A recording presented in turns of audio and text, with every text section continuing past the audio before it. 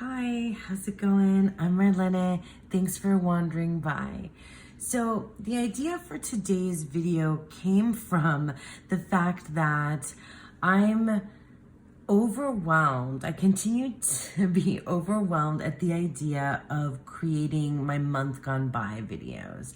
And it's really tough because I know how much you guys love those videos, the monthly wrap-up videos, and I love them too. They're some of my favorite videos to watch that my friends and other tarot tubers that I happen to watch make. They're some of my favorites. So, but I get really, really overwhelmed at the idea of them because by the end of the month, like I've really forgotten a lot of like the things that I thought and was feeling and thinking, I said thinking twice, but anyway, of what I was doing when I was doing it. And I'm a very like impulsive, in the moment kind of girl.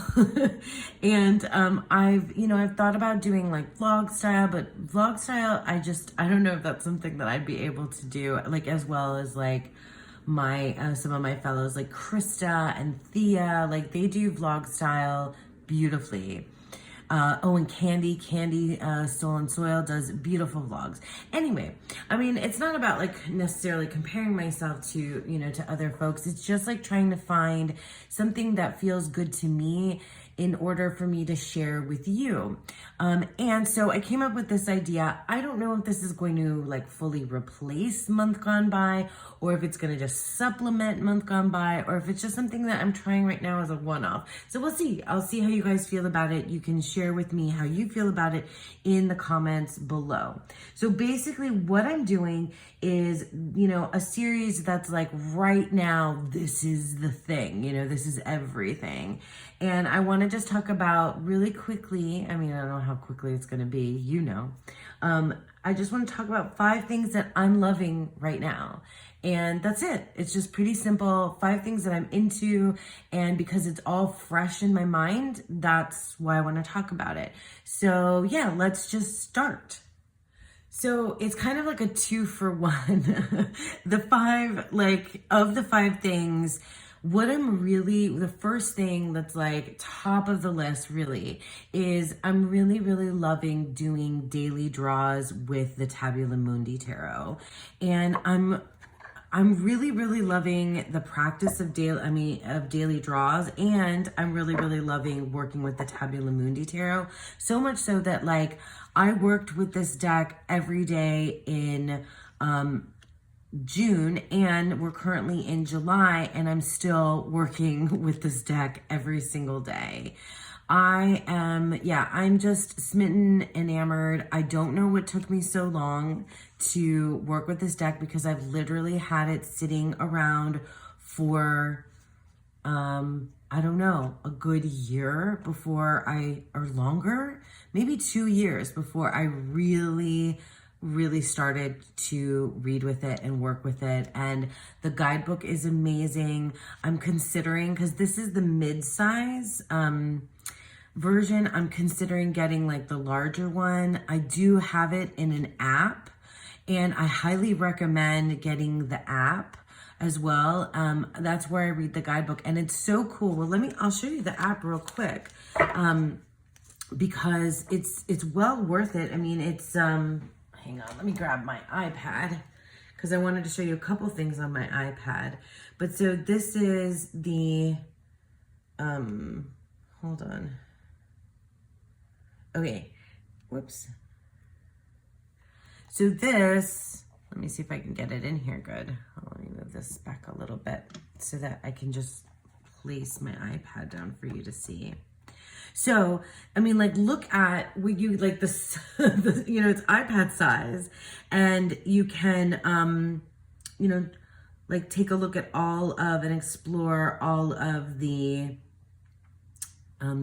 where's my card from today? So I got the 4 of Wands today, and you can explore, the guidebook is amazing. So I won't go into it from here because honestly, I think it's like $2.99 just to get the app.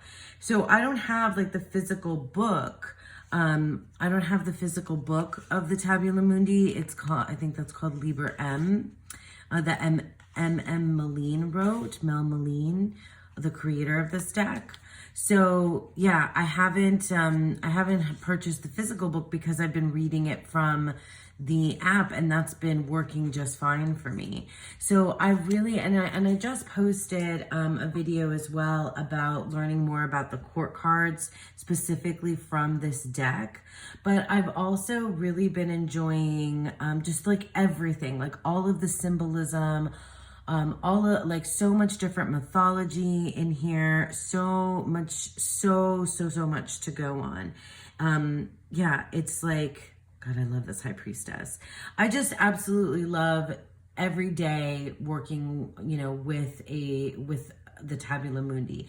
But like just the practice of a daily draw, I mean, it's something, that a lot of us do, and I think a lot of people do differently in different ways.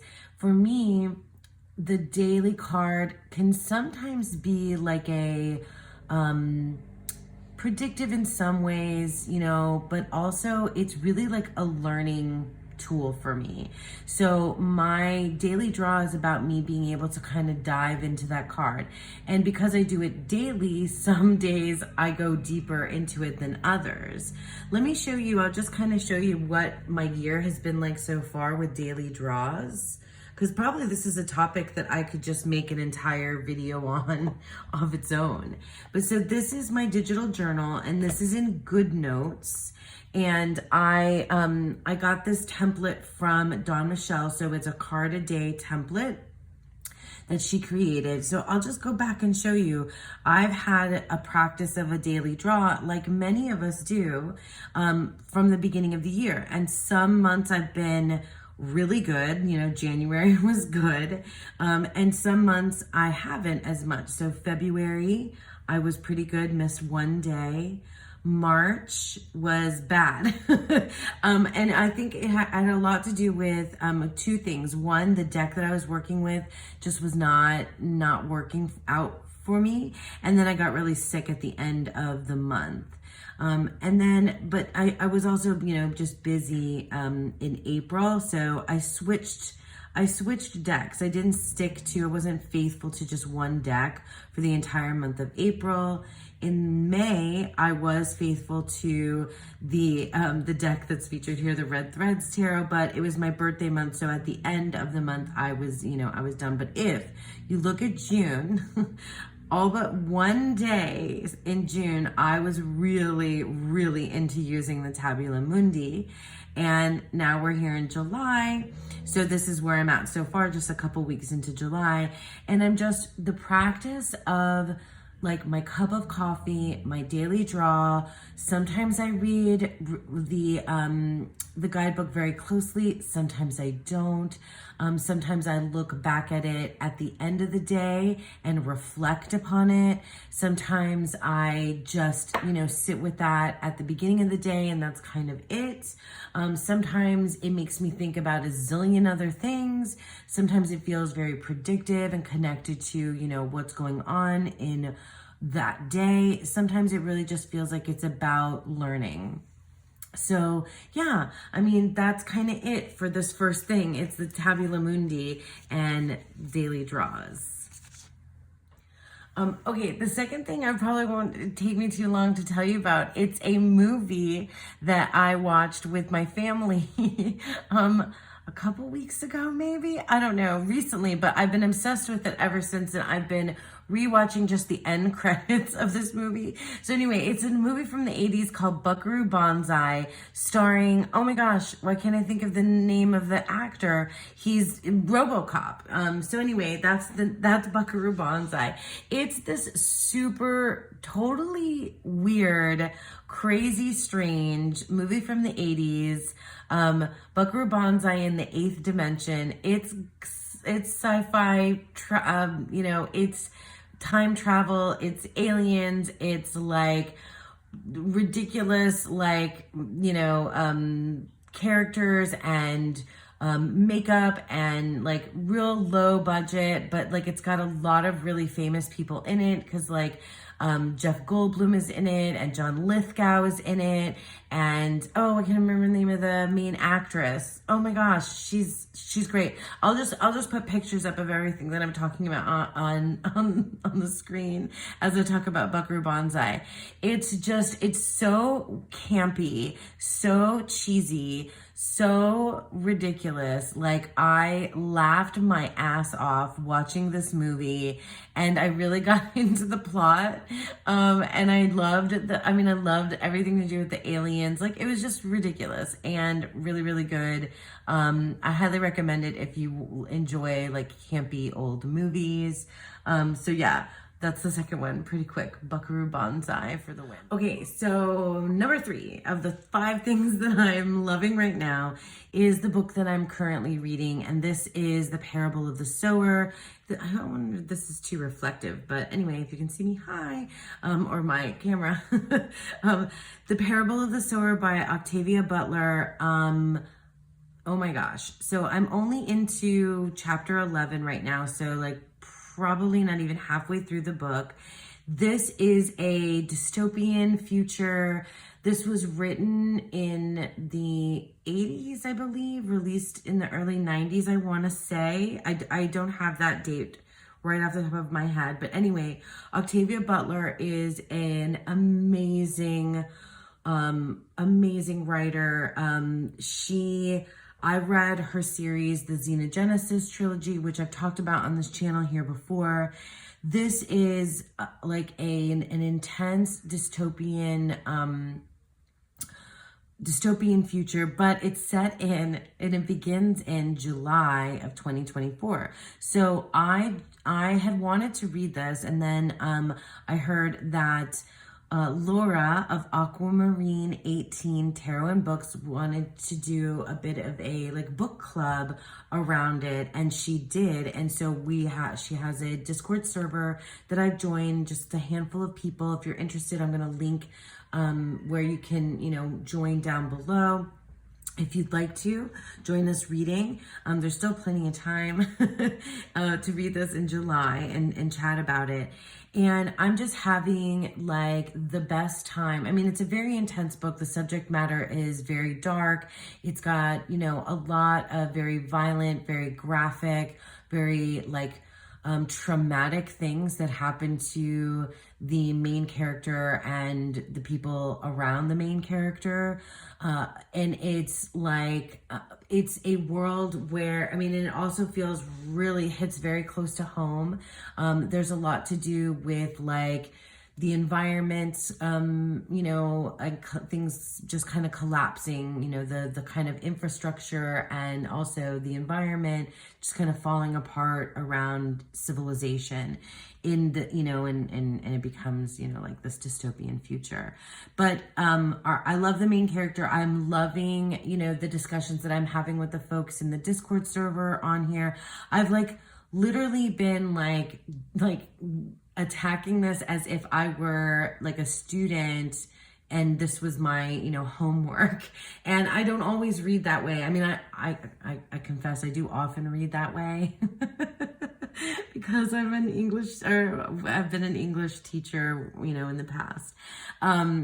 But I've been attacking this in that kind of way, but even more intensely in that I've been like writing notes. This is a library book, so I can't, write notes in the margin and highlight. So I've been, writing notes separately, and I've been thinking a lot about it. I've been talking a lot about it, and I highly recommend this book if you're into that kind of, those worlds. I know I say it's intense. It's not, I don't think it hits me as intensely as it might some other people. I've read a lot of dystopian novels and I watched a lot of dramas like this, and maybe I'm a little bit desensitized to it. Maybe that's true. But it's a wonderful ride so far. I'm really curious to see what's going to happen with the main character as we go along, and I'm very invested in hearing what my cohorts are saying over in the Discord. So yeah, this is the third thing, the book that I'm into right now, Parable of the Sower by Octavia Butler. So the fourth thing I can share with you is the deck pairs and combos that I'm kind of into right now. You've seen me pair the Seashell Oracle with the Klimt Tarot before. And oh my gosh, that's a gorgeous pairing. I think it's the Seashell Oracle that just like brings out like the beautiful in everything that goes around it. And I've just been loving this deck this whole summer. And I just like, what a wonderful summer deck. I've just been having such a good time with it. I don't typically get into decks that have this many keywords on them because it just feels like a little bit too much for me, but I gotta tell you, I have been really enjoying the way that this one has been reading for me. It's so beautiful, and I love the ocean and the beach and seashells and everything to do, you know, with being at the ocean side. So even though I can't seem to make it there myself, I have this deck that kind of brings me to it. Another deck that I've been pairing with this, and this deck, I guess, sort of feels very summery to me as well. This is an indie deck called this is a bag that Dawn Michelle made. This is an indie deck called the Frau Grand Duchess. Do I have it upside down? The Frau Grand Duchess Tarot. I showed this off probably a lot around this time of year last year, maybe 2 years ago. I love the mint green background in this deck. Oh God, this card gets me every single time. Anyway, I've been really enjoying this. I love the sense of humor. I don't really love this Fool card, but I love the sense of humor. And also, this has got some social justice vibes. The artwork spans like across a few decades. It really feels like 50s, 60s, 70s, you know, and maybe even a little bit beyond that, or maybe a little bit, you know, before that too. It's such a cool deck, and it really kind of tends to work really well with the Seashell Oracle. And then I've also been playing with the Surrealist Tarot. I've been using these a lot with my work in the fellowship. I love the Surrealist Tarot. Absolutely love it. I've talked about it probably ad nauseum here on the channel. It's such a good deck. Such a good deck. I know it's a lot. I know that, you know, Surrealist artwork is very trippy. It's supposed to be. It's all about illusion and seeing, you know, what's there, what isn't there. Big question mark, you know what I mean? And that's what I love about it. Every single card is this like, you know, immersive experience. And it's also kind of funny and absurdist, which is something that I really love about surrealism in general too. So yeah, I mean, I've been kind of using, these in different kind of combinations with one another. So like, let's just kind of flip through a few so you can kind of see how they all speak.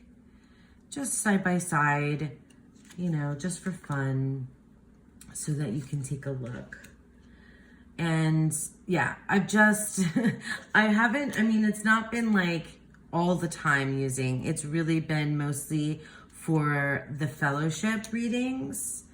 And I really loved this one especially because there was in the Fellowship of the Weavers, we're doing a narrative tarot journey, and there was this point where I had a companion, and in the story, your companion shape shifts into something else. So my companion had started out as a wolf, and then I chose a card for it to shape shift into, and I chose it from the Seashell Oracle. It wasn't the crab. Although look at that. That's really cool that came out together. And this. But it was the tide. So my companion shape shifted from a wolf into the tide. Isn't that so cool? I just really, that was a lot of fun. So yeah, I mean, I think that this combo, this trio even, I've used it like just one by one by one. I've used this with the Surrealist Tarot, I used these two together. So like different kind of combinations so far of all of these decks. And like, I kind of like that. I kind of have liked doing that. And another deck that I threw into the mix, here, I'm reaching across, is the Divining Poets Clifton. So this is just a quotes deck from Lucille. Oops, I've shown this before and I'm dropping everything. And I'm not going to edit this too much. All right. So it's literally just a quotes deck of, quotes from Lucille Clifton's works. So alongside, these cards, I would put the quote. Let me see if we can move this one up and fit this one in here. Yep. Let's just take a look at, one with all four of these. So in the center, we have Scallop, Sight, Wayfinding Journeys. We have the Force card, which is the Strength card, and the Five of Pentacles on this side. And then the quote reads, I am the bush, I am burning, I am not consumed. That's really cool. Really, really cool. Let's do one more and then I'll talk about my last thing. So here we have in the middle, Plankton with multitudes, invisibility, and collective. On one side, we have the Queen of Coins. On the other, we have Death. And down below, the quote reads, each day, something that loves us. Oh my gosh. And I really, really love how like brown everything is over here on this side. And then with the Queen of Coins here and her crown, that's just really good. Yeah, so you can see why this little deck pairings and deck combos has been one of my, top 5 things that I'm loving right now. Okay, and lastly, I just want to talk about a YouTube channel that, it doesn't need me to shout it out. It's like a huge YouTube channel called Karen Puzzles. And I'll put up, the picture of it right here. And I don't know how I even fell down this rabbit hole of this puzzle channel, but I did, and like I got hooked. And you know how you have that hyper focus sometimes, or that like micro obsession? Is that what it's called? Whatever it may be called.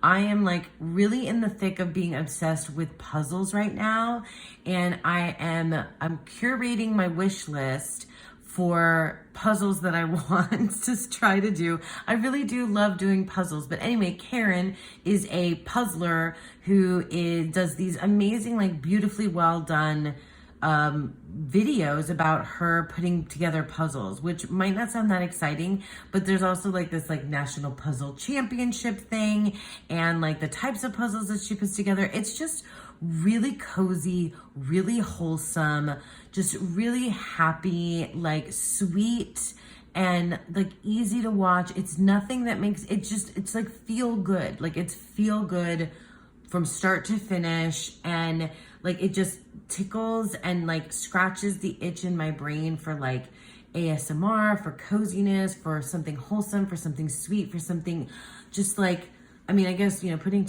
a puzzle together can be complicated, but it just feels uncomplicated, and it just makes me really want to like meditate. It's meditative also putting puzzles together. So it makes me really want to, put a puzzle together. So I'll probably share with you, maybe I'll share with you down below the puzzles that are in my, like on my Amazon wish list right now. So you can see the ones that I'm looking at, because they're very summery and they've got like fruity vibes and like flower vibes and things like that. Oh, I've also been, by the way, before I forget, because I talked about the Parable of the Sower already, I'm trying to find a tarot deck to pair with the Parable of the Sower. If any of you have ideas about that, let me know in the comments below.